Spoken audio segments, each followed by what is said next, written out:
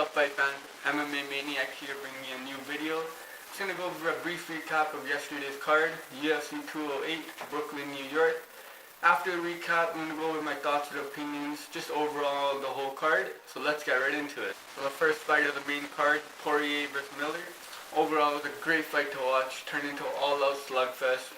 Dustin Poirier won the fight via decision, and after the fight, he did actually hurt his leg. He couldn't walk because of a kick Jim Miller threw on Poirier. Second fight of the main card, Cannonier vs Teixeira. Teixeira had some nice takedowns. Overall, this was the most entertaining fight to watch. You know, fans want to see like an all-out slugfest. This wasn't really that. Teixeira did take it via decision at 30-26.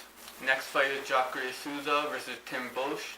This was the only finish of the whole entire fight card. Jacare Souza finished Tim Boetsch via Kimura in 3 minutes and 41 seconds of the very first round. It was a dominating performance by Jacare. Hopefully he does get a title shot in the future. Now, for the co-main event of the card, Anderson the Spider Silva versus Derek Brunson. The greatest of all time returned. This fight did actually go into decision. The first round, you know, both fighters were very hesitant. Even after the fight, people think Derek Brunson was showing Anderson Silva way too much respect.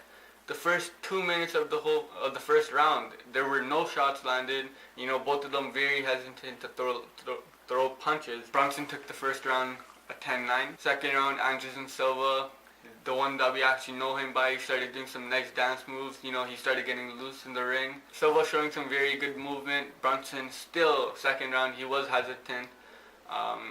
Silva did take the second round, a 10-9. Third round was nothing special. I mean, Anderson didn't perform to the highest ability that, you know, that we know Anderson by.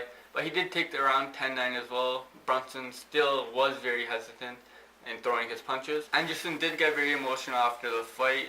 It seemed like he was going to retire. He hinted towards that, but I don't think he'll be retiring anytime soon. Fans were booing throughout this fight. I'm guessing because the fighters are very timid, hesitant to throw punches.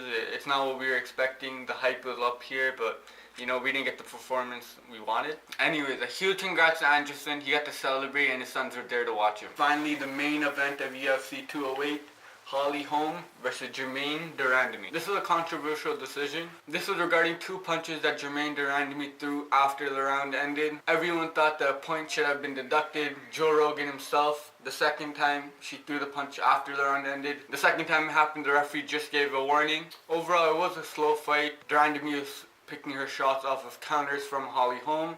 Holly Holm, her main game plan, well, everything she seemed to be doing in the fight was combos, finishing with a leg kick, nothing too hard. She wasn't really going for a knockout finish. I think she was just trying to get the win after decision. After the 5 rounds, it did go to decision. De Randamie did take the win, but there was a lot of controversy regarding who should have won. People think Holly Holm should have won. Overall, I would have to say this was not my favorite card. I mean, I was really hyped for Anderson Silva's comeback, but I feel like I spent a lot more money than what I actually got paid for. My thoughts on like prelim fighters, I feel they're not trying to build a name for themselves. These fighters are just too afraid to get knocked out. Bigger fighters now, like Michael Bisping, these guys started from the bottom. They built a name, you know, they weren't scared, you know, but Michael Bisping, as much as people talk smack about him, he is not afraid of anybody. You know, he made his way from the bottom. He's at the top now. These prelim fighters aren't doing that. You know, no one's really building a name. They're not showing like why they should be in pay-per-view events. You know, after the card was over, Dana was also interviewed. He seemed very disappointed. The refs during the fight, also a lot of controversy regarding it. They're giving new refs time to ref in a main event fight, which does not really make sense. It's a title fight. And a lot of the controversy was regarding that. You know, to sum things up, it wasn't the most exciting event to watch. I mean, I went to UFC 206. People were thinking of boycotting the event. Turned out to be one of the best events in all of 2016. This was kind of like that. It was not the best fight to watch. It was kind of boring. You know, it's nothing to hate on. That just happens in some cards. There were some good fights, actually. And I'll see you guys for the next event. Later, Maniacs.